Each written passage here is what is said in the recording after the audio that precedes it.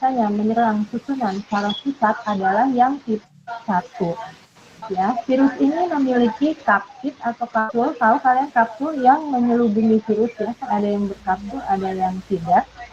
Diameternya ini cukup besar untuk virus, sekitar 120 sampai 200 nanometer. Untuk famili herpes viridae ini, dia patogenesisnya bergerak dari satu saraf ke saraf kecil lainnya dan perkembangannya sangat cepat. Juga bersifat sangat sitolitik, yaitu membuat selnya menjadi lisit dan menghancurkan sel tersebut yang diinfeksi oleh virus. Pergerakannya akan berakhir ketika virus sampai di kumpulan saraf dan bisa memasuki sistem saraf pusat melewati sistem saraf perifer jadinya. Ya, kalian kan pernah tahu penyakit herpes awalnya itu kan di manifestasi klinisnya di saraf perifer ya, di kulit ya. Tapi dia juga bisa ke sistem saraf pusat, yaitu menyebabkan terjadinya apa tadi? Encefalitis ya. Jelas? Kemudian kita lanjutkan yang arbovirus. Arbo di sini artinya arthropods-borne virus. Itu artinya virus yang ditularkan oleh hewan lain untuk menginfeksi manusia. Jadi tidak secara langsung, dia memerlukan faktor perantara. Contohnya di sini adalah Japanese encephalitis. Ini di sini saya kasih gambaran skematisnya ya, bukan dari mikroskop langsung, tapi ini skematisnya supaya terlihat bagian-bagian dari itu. Untuk yang arbovirus, genomnya adalah RNA. Kalau yang herpes tadi yang DNA ya. Kemudian sifatnya zoonotik, dibawa oleh nyamuk. Zoonotik ini artinya ditularkan lewat hewan ya. Termasuk famili dari Flaviviridae. RNA virusnya beramplop, pada amplop luar dibentuk oleh protein E dan merupakan antigen protektif ini ya, di sini kelihatan protein E-nya. Hal ini membantu dalam masuknya virus ke dalam sel. Nanti dia akan berikatan dengan reseptor yang ada di dalam sel tubuh manusia. Partikel virus berbentuk spherical dengan envelope yang lebih kecil. Virus RNA memang biasanya lebih kecil, 45 sampai 50 nanometer, dan dapat bermultiplikasi lebih baik pada suhu yang rendah. Selanjutnya kita masuk ke yang penyebab golongan enterovirus ya. Yang enterovirus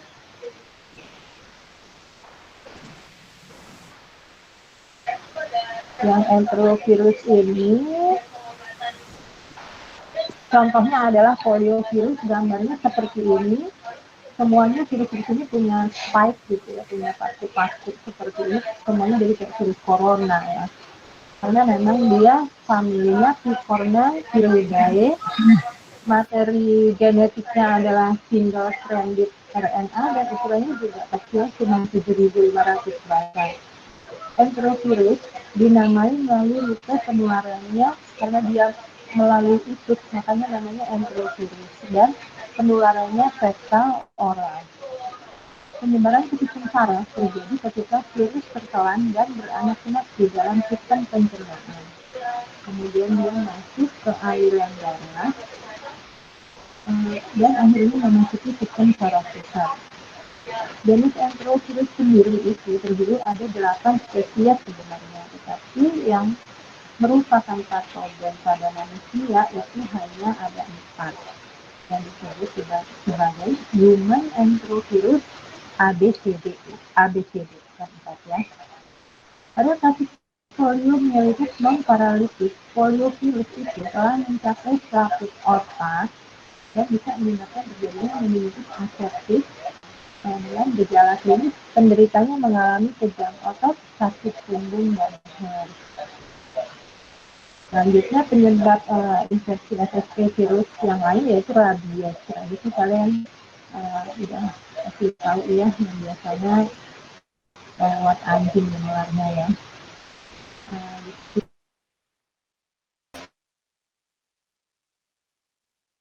Merupakan single strand RNA, familinya Rhabdoviridae, generis dengan 7 genotip yang teridentifikasi.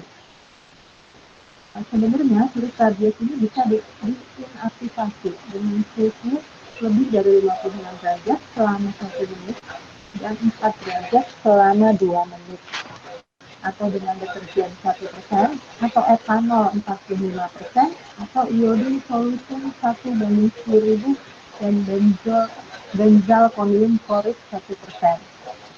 Jadi pada dasarnya virus itu dengan kebersihan, misalnya kita dengan cuci tangan pakai sabun itu udah bisa menghilang ya kayak corona, dan etanolnya pun kalau corona itu harus 70%, sedangkan kalau untuk virus yang lain 45% etanol sudah cukup ya. Jadi tinggal bagaimana higienitas kita aja untuk mencegah terjadinya infeksi virus. Kemudian patogenesisnya, virus rabies itu masuk melalui luka gigitan. Selama 2 minggu, virus tetap tinggal pada tempat masuk di dekatnya, kemudian bergerak mencapai ujung sabut saraf posterior tanpa menunjukkan perubahan fungsi. Untuk masa inkubasinya antara 2 minggu sampai 2 tahun, tetapi pada umumnya 3-8 minggu. Berhubungan dengan jarak yang harus ditempuh oleh virus sebelum apakah 2 minggu atau 2 tahun, range-nya cukup panjang ya.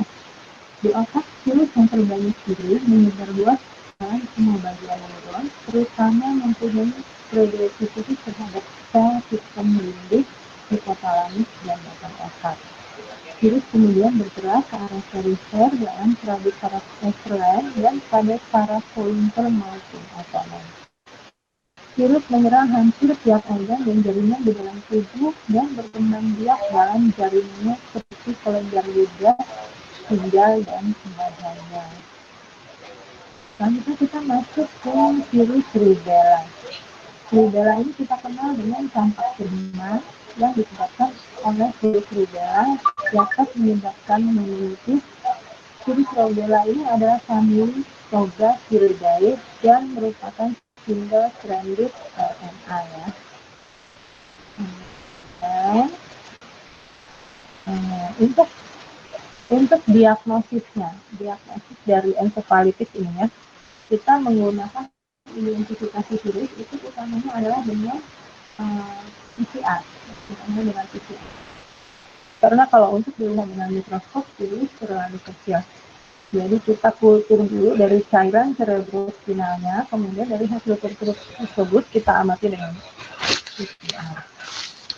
Juga dari manifestasi klinis gejalanya dan gambaran cairan cerebrospinalnya bagaimana. Untuk yang aseptik tadi biasanya cairan cerebrospinalnya non-puru, lenta, atau tidak keruh ya, jernih.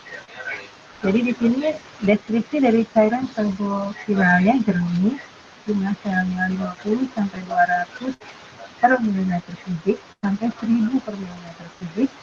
Limfositer proteinnya normal atau sedikit meningkat, glukosanya normal. Pada gambaran EEG terdapat perlambatan umum atau vokal, dan pada gambaran CT scan-nya ada emboli otak vokal pada hemisfer-cerebrumnya. Ya. Kemudian untuk tata laksananya, ini kita tata laksananya secara umum, mungkin nanti dari bagian saraf akan lebih rinci ya.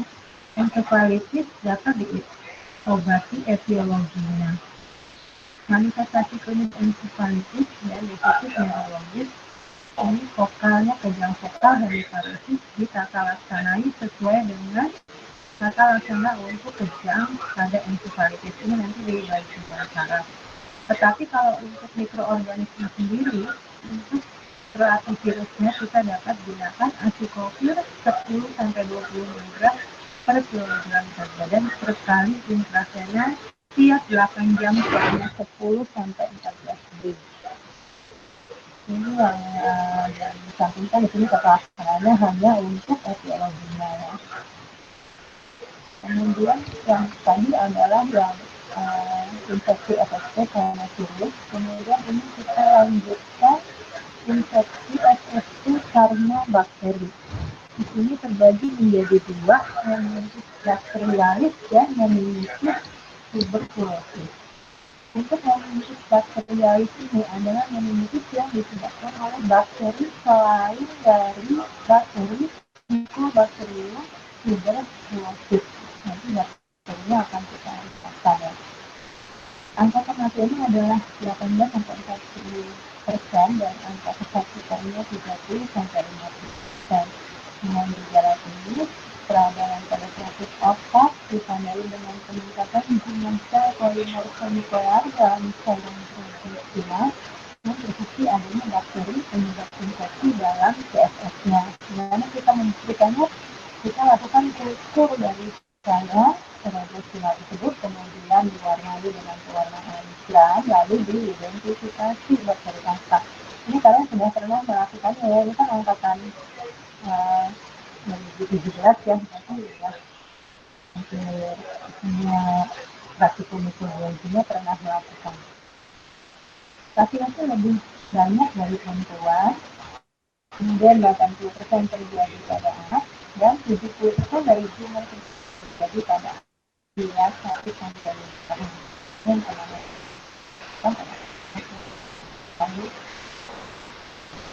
ini patogenesisnya bagaimana? Ya, mula-mula dia bakterinya ada di dalam darah atau patogen.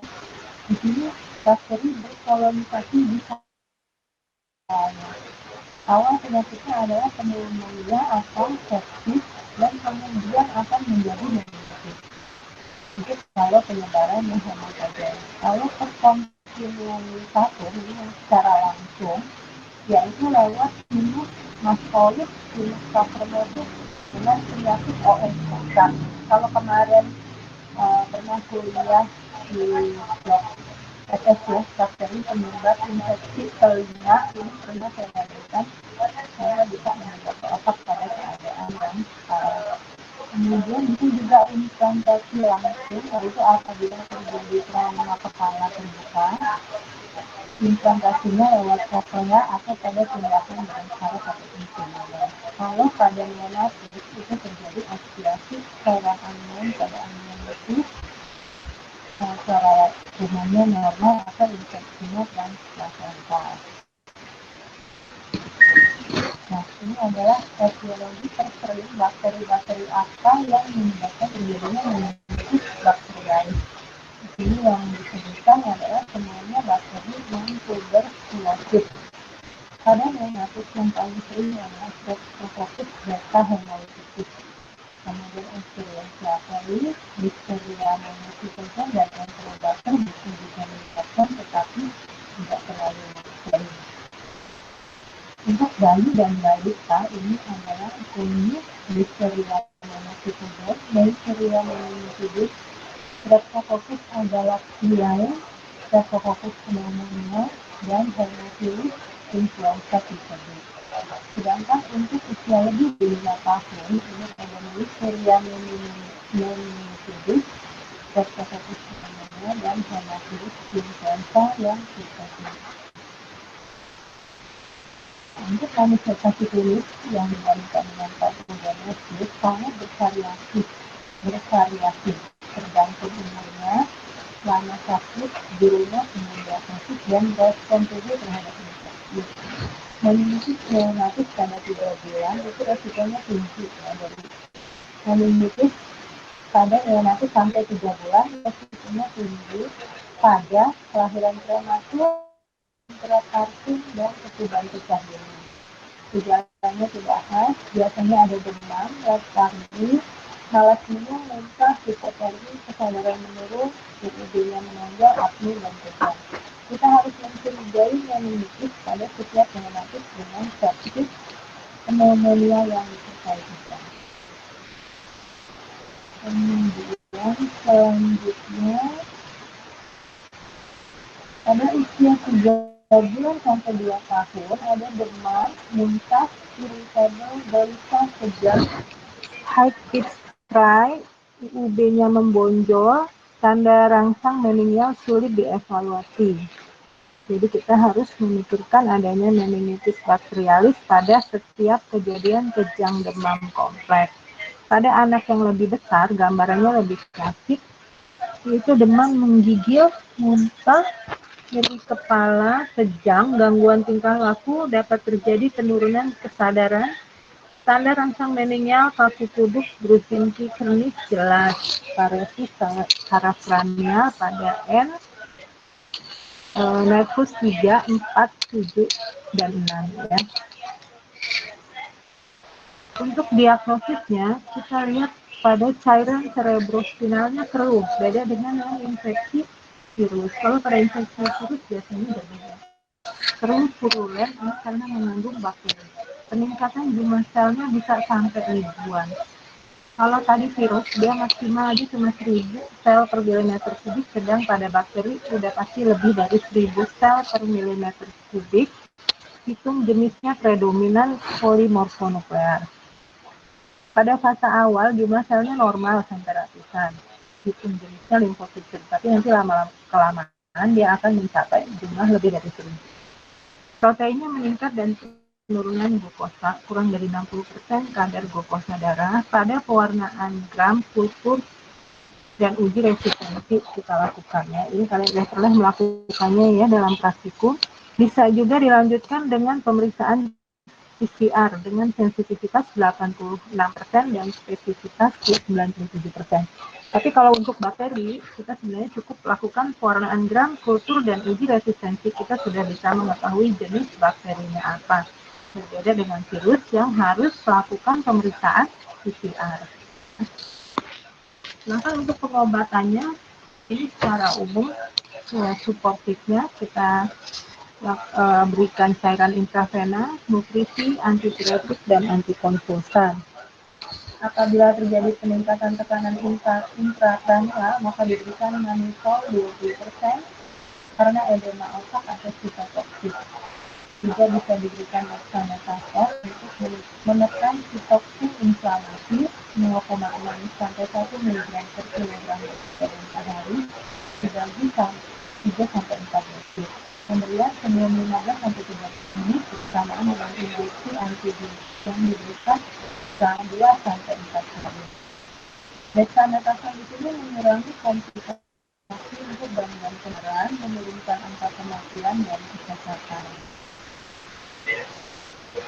Untuk pengobatannya, ini kalau dexamethasone tidak diberikan pada mengalami neonatus, kita berikan antibiotik, tetapi harus menunggu hasil kultur resistensi antibiotik itu jenis apa, supaya bakterinya jenis apa, supaya pemberian antibiotiknya tepat. Antibiotik konvensional yang digunakan itu biasanya antiviral tetap dapat digunakan jika golongan cefalosporin tidak tersedia. Selama pemberiannya biasanya 21 hari untuk neonatus, pada bayi dan anak 14 hari. Terus mengapa banyak dibahas untuk neonatus, bayi dan anak? Karena memang memiliki bakterialitasnya lebih banyak menyerang pada usia anak-anak.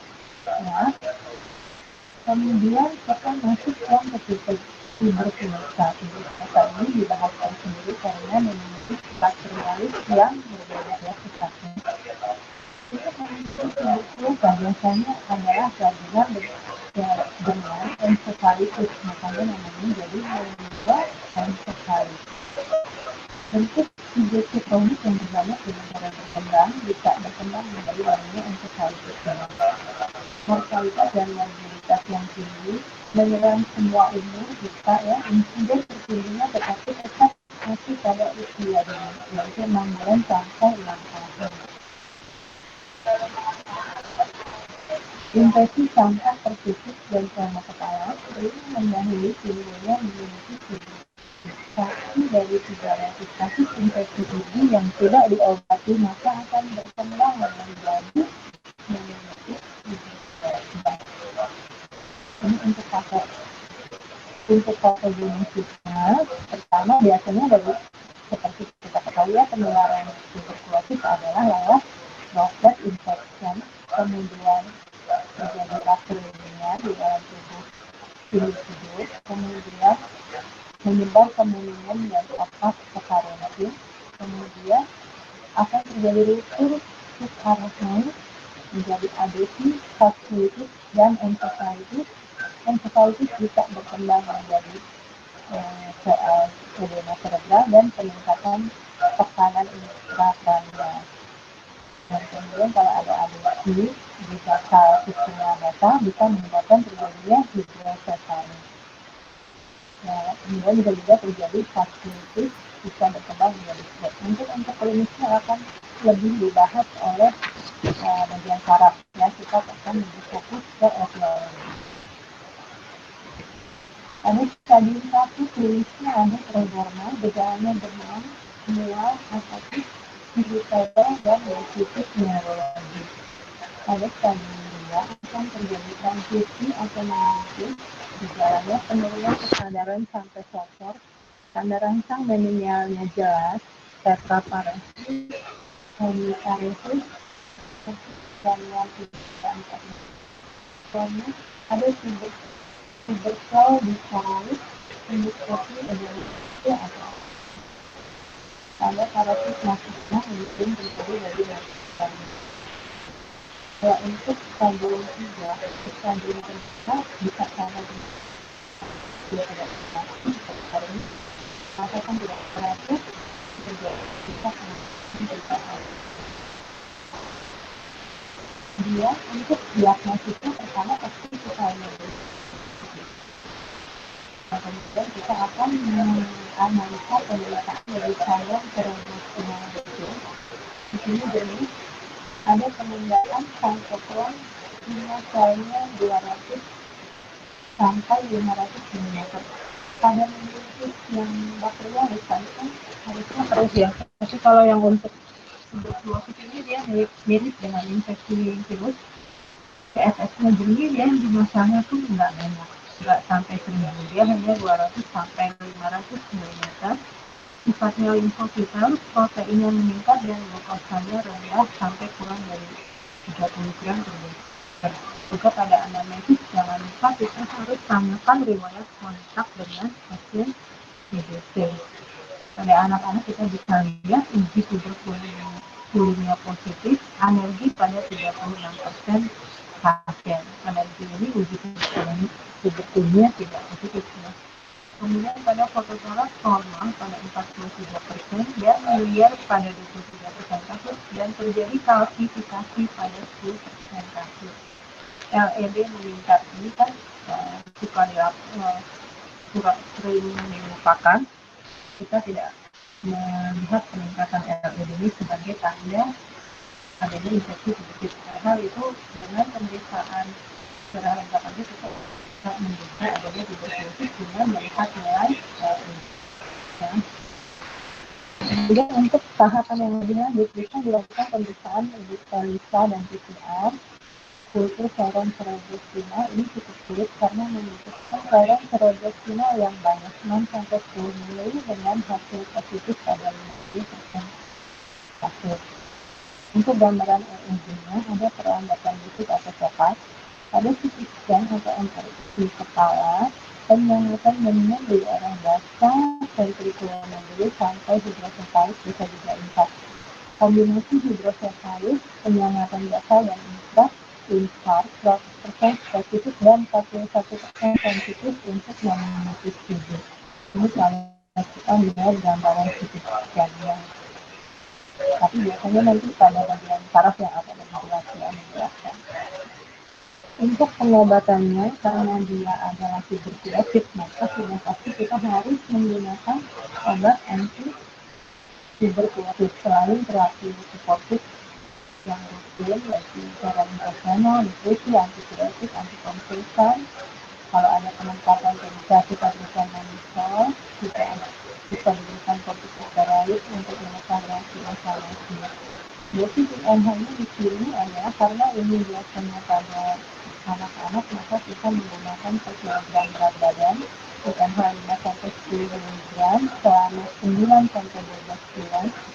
Glukosamine 10 sampai 20 mg selama 9 sampai 12 bulan juga. Tirasidamid 10-40 mg per kilogram berat badan selama 2 bulan dan ethambutol 15-25 mg selama 2 bulan. Apabila terjadi hidrosefalus maka harus dipasang CT scan.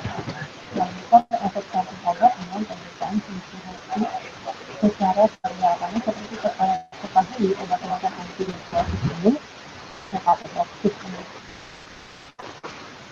Untuk prognosisnya, pasien yang tidak diobati biasanya meninggal, tergantung dari stadium penyakit, ada pengobatan dimulai, kemudian usia pasien kurang dari 3 tahun mempunyai prognosis yang baik. Nah, kuliahnya sudah, sekarang silahkan jangan dilihat